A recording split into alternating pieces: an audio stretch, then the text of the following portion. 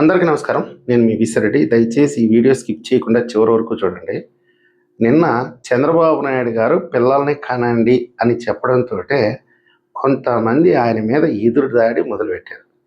నీకేమన్నా తలకాయ ఉండి మాట్లాడుతున్నావా? తలకాయ లేకుండా మాట్లాడుతున్నావా? ఇప్పుడుండే ఆర్థిక పరిస్థితి ఏంది? మేము ఒకరిద్దరు పిల్లల్ని సాకలేక అల్లాడిపోతా ఉంటే మళ్ళీ పిల్లల్ని కనమనాలా? కొంతమంది అయితే నీ కొడుకు ఒక 50,000 ఇస్తాము, ఆయన కనమనం. నువ్వెందుకు ఒక కొడుకును కొన్నావు? ఇలా అనేక రకాలుగా ఆయన మీద ఎదురుదాడి చేస్తున్నారు. 80% ఎదురుదాడి చేస్తున్నారు. ఎవరో ఒక 20% పెద్ద ఆయన కదా ఏదో చెప్తున్నాడు, ఒకసారి ఆలోచించండి సావధానంగా అని కొంతమంది చెప్తున్నాడు. నేను మీ ముందుకి కొన్ని విషయాలు తీసుకొని వస్తాను. ఆ తర్వాత మీరు కూడా మీ అభిప్రాయాన్ని కామెంట్ రూపంలో తెలియజేయండి. పాయింట్ నెంబర్ 1, ఈరోజు గ్రామీణ ప్రాంతాలు దాదాపుగా ఖాళీ అయిపోతున్నాయి. ఎందుకనంటే ఇద్దరు పిల్లలు ఉంటారు. ఒకవేళ అమ్మాయి ఉంటే పెళ్లి చేస్తారు, అత్తారింటికి వెళ్ళిపోద్ది, లేదా చదువుకొని ఉద్యోగరీత్యా వెళ్ళిపోద్ది. ఇంకొక పిల్లోడు ఉంటే ఆడు కూడా ఉద్యోగరీత్యా వేరే ప్రాంతానికి వెళ్ళిపోతాడు. సో ఇద్దరు వెళ్ళిపోయారు. వాళ్ళ దగ్గరికి ఈ తల్లిదండ్రులు కూడా వృద్ధాప్యంలో వెళ్ళిపోతున్నారు. వాళ్ళకి ఏదన్నా పొలం పుట్ట ఉంటే కౌలుకి ఇచ్చేస్తున్నారు. ఈ కౌలుదారుడు ఏం చేస్తున్నాడంటే 2 పంటలు పండే భూమి అనుకోండి, ఒక పంట వేస్తున్నాడు, రెండో పంట ఇయ్యట్లా. ఎందుకు ఇయ్యట్లేదు అని అంటే రెండో పంటకు వచ్చేటప్పటికే ఖర్చులు ఎక్కువైపోతున్నాయి. పైగా రెండో పంటకి కూలీలు అధికంగా ఉంటాయి. పైగా మనుషులు దొరకట్లేదు. మొత్తం మిషనరీ మీదే, ఆల్మోస్ట్ ఆల్ 80% ఈరోజు మిషనరీ మీదనే ఆధారపడాల్సినటువంటి పరిస్థితి. ఇందువల్ల నేనేం చేస్తున్నానంటే రెండో పంట వదిలేస్తున్నాను. ఎవరన్నా చిన్నకారు రైతులు ఉంటారనుకోండి, అంటే 2 ఎకరాలు 3 ఎకరాలు ఉండేవాళ్ళు, వాళ్ళకి పని మనుషులు దొరకట్ల. పొలాల్లో వరి కోత కోసేవాళ్ళు కానీ, ఇంకా పిండిలు, లేకపోతే ఇక దుక్కికి వీటికి వాటికి ఏటికి మనుషులు దొరకట్ల. ప్రతి ఒక్కటి మిషనరీ మీద ఆధారపడాల్సినటువంటి పరిస్థితి. ఇక వీళ్ళు కూడా ఏం చేస్తున్నారంటే ఒక పంట పండించుకోవటం, ఇక వదిలేయటం. రెండో పంట వేస్తే ఏదో ముక్కి మూలికి కొంతగా పండించుకోవటం, అది ఆ మిషన్ కోతకి వాటికి సరిపోతున్నాయి. ఆ మిషనరీకి, ఆ పురుగుల మందులకి వాటికి సరిపోతున్నాయి, కానీ లాభాలు రావట్ల. అంటే మొత్తం మీద ఏడాదిలో 3 పంటలు పండే భూమికి 2 పంటలు పండిస్తున్నారు, 2 పంటలు పండే భూమిని 1 పంట పండిస్తున్నారు. దీనికి ముఖ్య కారణం ఏంటంటే పని చేసేవాళ్ళు లేరు పల్లెటూరులో. అట్లా కొన్ని పల్లెలు కూడా పొలాలు బీళ్ళ కింద పెట్టేసి టౌన్లోకి వచ్చేయటం, ఏ సోడా బండో లేకపోతే ఏ టీ కొట్టో లేకపోతే చిన్న ఫ్యాన్ స్టోరో ఇట్లా పెట్టుకోవడానికి కూడా చాలామంది వచ్చేస్తున్నారు. సో కౌలుదారుడు ఏం చేస్తున్నాడు, ఈ విధంగా ఒక పంట వేయటం, టూత్ మాలిష్గా అదేదో కౌలు పంపించడం. దీనివల్ల భవిష్యత్తులో దేశంలో ఆహార కొరత వస్తుంది. దీనికి కారణం ఏంటి అంటే ఒక పిల్లాడు ముద్దు, ఇద్దరు పిల్లల హద్దు, ఇకపై వద్దు ఈ నినాదంతో ఒక 20 ఏళ్ల క్రితం వరకు కుటుంబ నియంత్రణ ఆపరేషన్, నిర్బంధ కుటుంబ నియంత్రణ ఆపరేషన్ చేయడం వల్ల ఈరోజు గ్రామీణ ప్రాంతాల్లో ఆ ఎఫెక్ట్ కనిపిస్తుంది. కూలి పని చేసేవాళ్ళు కూడా దొరకట్ల. ఇది నెంబర్ 1 పాయింట్. ఇంకా రెండోది, ఎవరన్నా పెళ్ళిడికి వచ్చిన మగపిల్లలు ఉండే ఇంటికి కనుక మీరు పోతే ఫస్ట్ మిమ్మల్ని అడిగేది, ఎక్కడన్నా మా వాడికి సంబంధం చూడరా అంటారు. సహజంగా మీరు కూడా ఎదుర్కొని ఉంటారు ఈ ప్రశ్నని. కారణం ఏంటంటే పెళ్ళికి ఎదుగొచ్చిన పిల్లోడు ఉంటే అమ్మాయిలు దొరకట్ల. ప్రతి ఒక్కరూ పడే సమస్య ఈరోజు. మగపిల్లలు ఉంటే అమ్మాయిలు దొరకట్ల. అమ్మాయిలు లేరా అంటే ఉన్నారు. కొంతమంది కెరీర్ మీద దృష్టి పెట్టి బయటికి వెళ్ళిపోతుంటే, కొంతమందికి ఏంది ఆప్షన్స్ ఎక్కువైపోతున్నాయి. ఒక అమ్మాయికి 3, 4, 5 సంబంధాలు వస్తున్నాయి. వాళ్ళు కూడా, పేరెంట్స్ కూడా కన్ఫ్యూజ్ అయిపోతున్నారు, ఎవరికి ఇచ్చి పెళ్లి చేయాలి. ఒకడు చూస్తే వాడికంటే ఇంకా గొప్పోడు వస్తున్నాడు, వాడిని చూస్తే వాడికంటే గొప్పోడు వస్తున్నాడు. ఇట్లా ఈ మిగతా వాళ్ళు ఈ ఆప్షన్స్ చూసుకునే దానికే టైం అంతా వెచ్చి చేస్తున్నారు. పెళ్ళిళ్ళు ఆలస్యం అయిపోతున్నాయి. ఇంకా మిగతా ఎవరన్నా ఉంటే వాళ్ళ ఆర్థిక స్థితిగతులు, ఏమో వాళ్ళేమో పెద్ద పెద్ద ఇంజనీర్లు, మనకాడేమో ఆస్తి లేదు, ఈ పిల్లని ఎట్టించి పెళ్లి చేస్తాం, ఇట్లా ఆలోచనలు నానా రకాలుగా ఉన్నాయి. వాళ్ళని కూడా వదిలిపెట్టట్లా. ఈరోజు మగపిల్లల తల్లిదండ్రులు ఎవరైనా ఉంటే అసలు మీరు కట్నం ఇవ్వలేదు, ఏమీ ఇవ్వలేదు, చివరాఖరికి ఇంటర్ క్యాస్ట్కి కూడా దిగజారిపోతున్నారు. కారణం ఏంటంటే జనాభా తక్కువ. ఎంతమంది ఉన్నారు నేను చెప్పింది? 10కి 12 మంది 11 మంది మాత్రమే ఉంటున్నారు. అందులో ఏదన్నా నలుగురు కెరీర్ మీద దృష్టి పెడితే ఇంకంతే సంగతి. ఇదే ఈరోజు సమాజంలో జరుగుతుంది.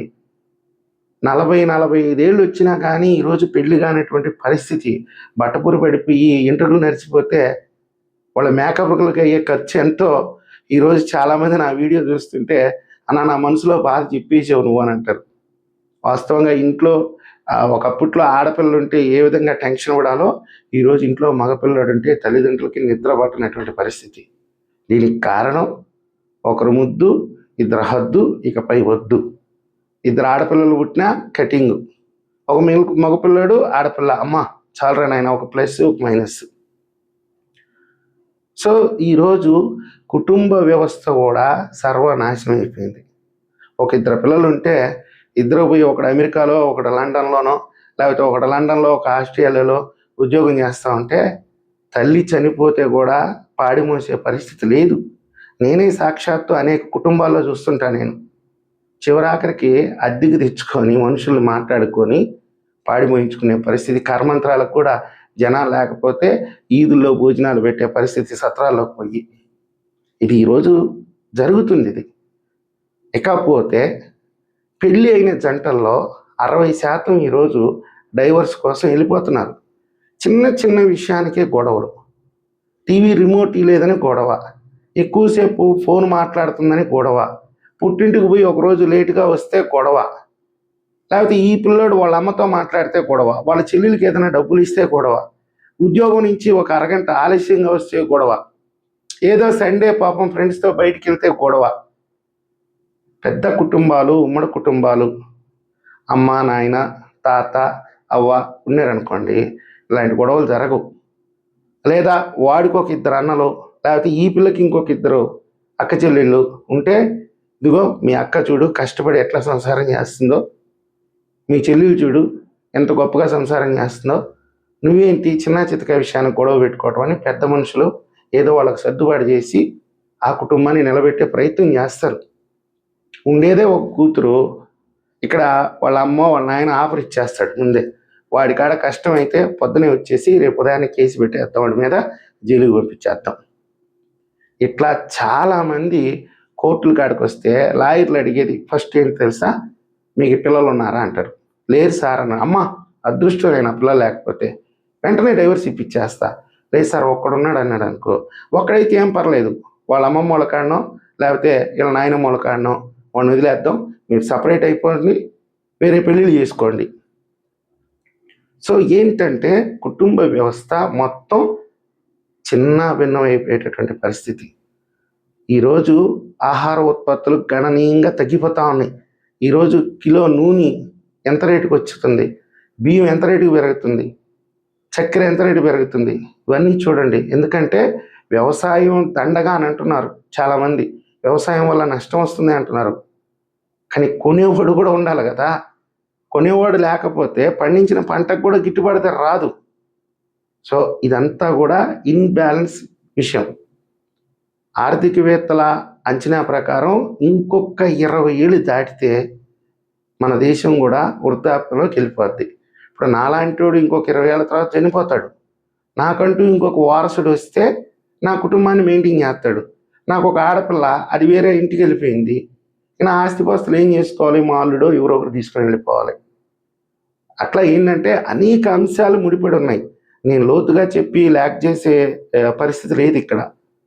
పైగా ఆయన చెప్పింది ఏంటంటే, ఇద్దరు పిల్లలు కనేసి వాళ్ళకేదో చదువులు చెప్పించుకుంటా మీ జీవితాన్ని మీరు కొనసాగించే వాళ్ళ గురించి కాదు ఆయన చెప్పింది. కొత్తగా పెళ్ళయ్యే వాళ్ళ గురించి, రేపటి తరం గురించి చెప్పాడు. అంటే 20 ఏళ్ల తర్వాత మన దేశం కూడా చైనా లాగా వృద్ధాప్యంలోకి వెళ్ళిపోద్ది. ఆ రోజు అనుభవించేవాడు ఉండడు, కష్టపడేవాడు ఉండడు. అంటే పండించేవాడే లేడు. ఇందాక రైతుకు చెప్పినట్టుగా పండించేవాడు లేడు, తినేవాడు లేడు. వాడు అరాపురా పండించినా కానీ తినేవాడు లేడు. ఇకపోతే పెళ్ళిళ్ళు కావు, ఆడపిల్లలు లేరు, ఆడపిల్లలు ఉంటే మగపిల్లలు లేరు. ఉండే లింగు అంటే ఒకడు, వాడు కెరీర్ మీద వెళ్ళిపోయాడు. సస్తే ఎత్తేసేదానికి నలుగురు కూడా లేరు. మన భారతదేశంలో కుటుంబ వ్యవస్థ ఎంత బలంగా ఉంటే దేశం అంత బలంగా ఉంటుంది.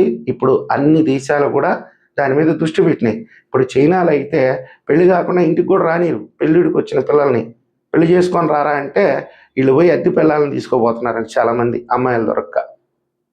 వృద్ధాప్యం పెరిగిపోతుంది. వీళ్ళు చనిపోతే ఆటోమేటిక్గా జనాభా తగ్గిపోతుంది. అది మంద కూడా ఇంకొక 20 ఏళ్ళ తర్వాత తగ్గిపోతుంది. మన దేశం కూడా 100 కోట్లకో 80 కోట్లకో 60 కోట్లకో వచ్చేస్తుంది. ఇది వాస్తవం. అంటే డెత్ రేషియో ఎక్కువ ఉంది, పుట్టేవాళ్ళు తక్కువ అయిపోతున్నారు. పెళ్ళిళ్ళే కావట్లా బొంద, ఇంకా మళ్ళీ పిల్లలు ఏడపడతారు. జపాన్ పరిస్థితి కూడా దారుణంగా తయారైపోయింది. సో అలాంటి పరిస్థితి రాకూడదు అని ఇప్పుడు నుంచే ఒక మోటివేషన్ చేస్తూ ఉంటే పెళ్ళయ్యి పిల్లల్ని కానీ ఉద్యోగాలు చేస్తా వాళ్ళ కాడ ఏదో బతికే వాళ్ళు కూడా కూర్చొని పెళ్ళిళ్ళు ఎట్లా చేసుకోవాలి, పిల్లల్ని ఎలా కనమంటారు. సో ఒక మంచి సందేశం అనుకున్నప్పుడు దాన్ని సమర్థించాలి, పాజిటివ్గా ఆలోచించాలి, కానీ ప్రతి విషయాన్ని నెగిటివ్గా ఆలోచించకూడదు. మీకే తెలిసినటువంటి ప్రత్యక్ష ఉదాహరణే నేను చెప్పాను. మీ ఇంట్లో ఒక మగపిల్లాడు ఉంటే పెళ్ళి అయ్యే పరిస్థితి లేదు. ఈరోజు అన్ని అర్హతలు ఉంటాయి. మీ వాడికి పెద్ద పెద్ద ఉద్యోగం చేసుకొని ఉంటాడు, కావాల్సినంత ఆస్తి ఉంటుంది, కానీ అమ్మాయి దొరకట్లా. ఎక్కడో పోరాడి ఒక పిల్లని పెళ్లి చేసుకుంటే అది 3 రోజులకి 498 కేసు పెట్టి మీ కుటుంబాన్ని తీసిపోయి బొక్కలు వేస్తున్నారు. దీన్ని ఆలోచించుకోండి దయచేసి. ఏంటంటే భవిష్యత్తు తరాల కోసం ఆయన చెప్తున్నాడు, కానీ మనం మోకాళ్ళు అరిగిపోయి ఈ మూల కూర్చున్న వాళ్ళ గురించి కాదు.